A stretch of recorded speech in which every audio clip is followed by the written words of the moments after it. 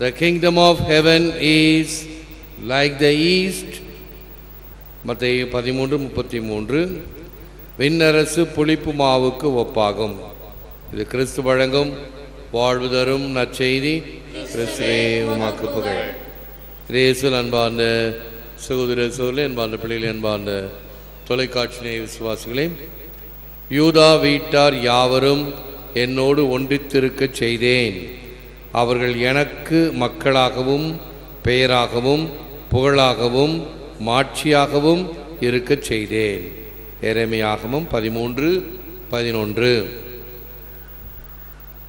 St. John Chrysostom quotes, "It is our way of living that conveys true splendor and brings down the Spirit's grace."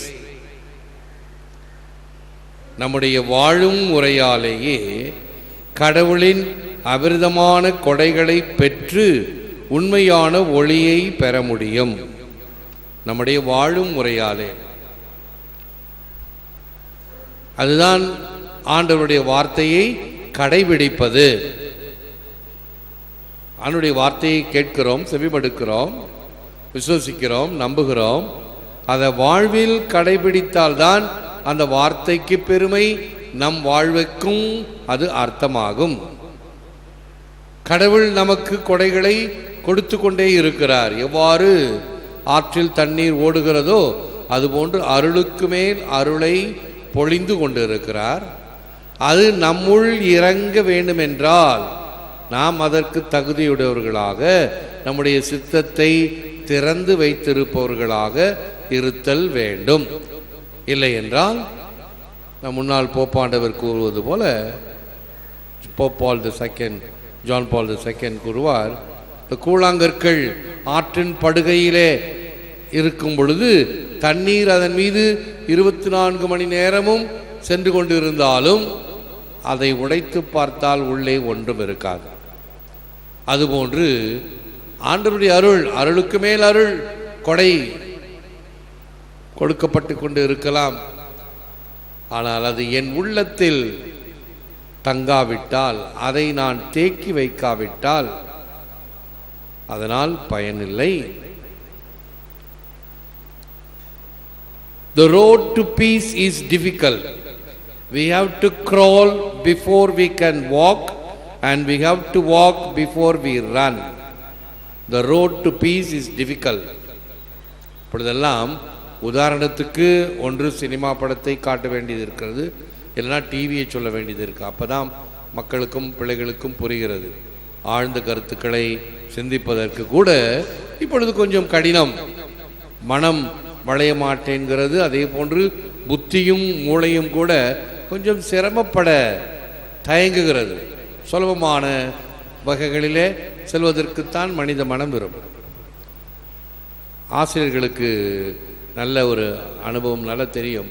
பிள்ளைகளுக்கு சுலபமாக கற்றுக் கொடுப்பதென்றால் விளையாட்டு அல்லது அவர்களுக்கு பிடித்த வகையில் நடந்தால் சுலபமாக கற்றுக்கொள்வார்கள். கொஞ்சம் உட்கார்ந்து சிரமப்பட்டு எழுதுவது என்பது சிறு பிள்ளைகளுக்கு கடினமானது. ஏனென்றால் எழுதும் பொழுது அது உடல் உழைப்பையும் ஒருமுனைப்படுத்த வேண்டும், எண்ணத்தையும் ஒருமுனைப்படுத்த வேண்டும்.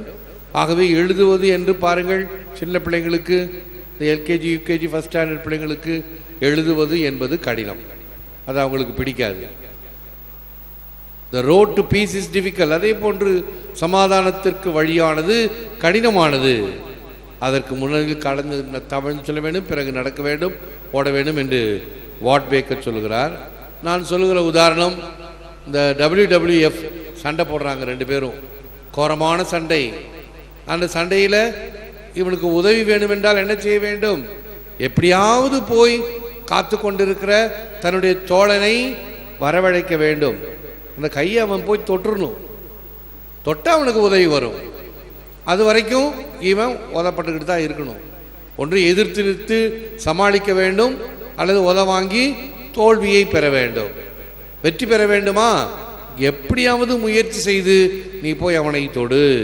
அதே போல ஆண்டவருடைய அருள் வேண்டுமா, நீ முயற்சி செய்து ஆண்டவருடைய அருளை பெறுவதற்கு முயற்சி செய். சமாதானத்தின் பாதை மிகவும் கடினமானது. நாம் நடப்பதற்கு முன் நிம்மதியில் தவழ வேண்டும், ஓடுவதற்கு முன் நடக்க வேண்டும். The yeast of the word of God will bring about for us the fruit of eternal life, because the more the heart is lowered in, the higher it is raised to perfection. Saint அகஸ்டினுடைய வார்த்தைகள். கடவுளின் வார்த்தையான அப்பம் நமக்கு நிலையான வாழ்க்கை கனிகளை தரும். ஏனெனில் தாழ்ச்சியில் நம் இதயம் எந்த அளவுக்கு தாழ்ந்து போகிறதோ அந்த அளவுக்கு உயரமாக நிறைவடையும். உடைய உள்ளம் எப்படிப்பட்ட நிலையில் இருக்கிறது? தாழ்ச்சியான, ஏற்றுக்கொள்ளக்கூடிய, எல்லாவற்றையும் அனுசரித்து போகக்கூடிய வகையில் இருக்கிறதா? ஒரு சிலருக்கு பொறாமை எண்ணங்கள் நிறைய இருக்கும். பொறாமை எண்ணங்களினால் மற்றவர்கள் சிறந்து விளங்கினாலோ அல்லது கொஞ்சம் வளர்ந்து விளங்கினாலோ அல்லது செல்வச் செழிப்பில் இருந்தாலோ இவர்களுக்கு ஆகாது.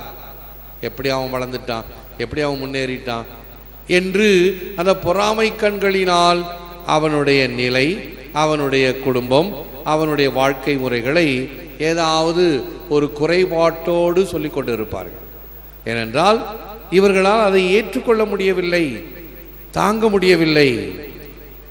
ஆனால் எப்பொழுது நீ அதை ஏற்றுக்கொள்கிறாயோ உனக்குள் அந்த மகிழ்ச்சி மட்டுமல்ல, உனக்கும் ஒரு வளர்ச்சியை கொடுக்கக்கூடிய ஒரு படியாக அமையும். Father, may grandparents lead lives of faith and prophetic witness to the gospel. May grandparents change lifestyles to communicate your new life and new values to their families. தந்தையே, எங்களுடைய மூதாதையர்கள் நம்பிக்கையான வாழ்க்கை நடத்தி விவிலியத்தின் சாட்சி தூதர்களாக இருக்கட்டும். நம்முடைய மூதாதையர்கள் தங்கள் வாழ்க்கை முறைகளை மாற்றி அவர்களுடைய குடும்பங்களுக்கு புதிய வாழ்வையும் புதிய மாண்புகளையும் கொண்டு வரட்டும். இந்த ஜெபமானது ஒருவேளை சென்ட் ஆன்ஸ், ஜோக்கியம் சென்ட் ஆன்ஸ் அந்த திருநாளன்று தயாரிக்கப்பட்ட ஒரு மறையுரையின் ஜெபமாக இது முன்னமையே வந்துவிடுகிறது. ஆக இந்த வாரத்தில் நாம் இன்னும் அடுத்த வாரத்தில் இந்த திருவிழாவை கொண்டாடுகிறோம். ஜோக்கியம் மற்றும் அன்னம்மாள் திருநாள்.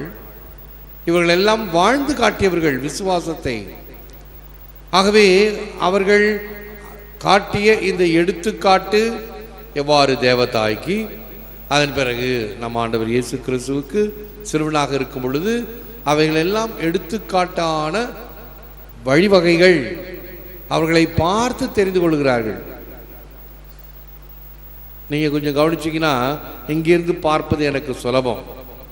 இந்த பிள்ளைங்கள்லாம் முதல் வரிசையில் நின்று ஜெபங்களை ஜெபிக்கும். ஞாயிற்றுக்கிழமையாக இருந்தால் கர்த்தர் கற்பித்த ஜெபம் சொல்லும் பொழுது எல்லா பிள்ளைங்களும் கரம் விரித்து சொல்லும். வழக்கமாக வர பிள்ளைங்க அவங்களுக்கு தெரியும் இந்த நேரத்தில் கரம் விரித்து நாம் ஜெபம் சொல்ல வேண்டும். புதுசாக என்னாவது ஒன்று வரும், அத்திப்பூத்த மாதிரி நினச்சிச்சான், கழுதை எடுத்துக்கிச்சான் ஓட்டோன்னு. அன்றைக்கி தான் அவங்க அம்மா கூட்டிகிட்டு வந்துருப்பாங்க கோயிலுக்கு. அதை அப்படி முன்னாடி தள்ளியிருப்பாங்க எல்லா பிள்ளைங்களோட. அது என்ன செய்யும், இப்படியும் இப்படியும் பார்க்கும். எல்லா பிள்ளைங்களும் கரம் விரித்து சொல்கிறாங்களே, நானும் சொல்ல வேண்டுமே என்று தானாக கரம் விரித்து ஜெபம் தெரியாது. அது ஜெபம் கற்றுக்க வேண்டும். பிறகு குறைந்தபட்சம் அந்த பிள்ளைகள் எப்படி கரம் விரித்து ஜெபிக்கின்ற அந்த நிலையில் நிற்கிறார்களோ அந்த நிலையை பின்பற்றும். இதைத்தான் நம்முடைய தாத்தா பாட்டியோ அப்பா அம்மாவோ அல்லது நமக்கு முன்னால் நமக்கு சொல்லிக் கொடுத்த ஆசிரியர்களோ சொல்லிக் கொடுத்து கொண்டிருக்கிறார்கள். அவர்கள் எல்லாம் வாழ்க்கையினுடைய புலிக்காரமாக அவர்கள் விதைத்த விதையானது வளர்கிறது. ஆகவே இந்த பிள்ளைகள் எல்லாம் அந்த சிறு வயதிலே அவர்களுக்கு கொடுக்கப்படுகின்ற அந்த விதை வளர்ந்து விருட்சமாகும். நேற்று ஒரு சில வந்தார்கள், என்னுடைய செல்ஃபோன்லேருந்து ரஷ்யாவிலேருந்து என்கிட்ட பூசுதவி செய்த பைதன் நெல்லித்தோப்பில் அவன் வளர்ந்து இப்போ ரஷ்யாவில் ஒரு டாக்டராக இருக்கிறான். ஒருவேளை இந்த பிரசங்கத்தை கூட கவனிச்சுக்கிட்டு இருக்கலாம். டாக்டர் பட்டம் பெற்றதும் அந்த ஃபோட்டோவை எனக்கு அனுப்பி வைத்தான்.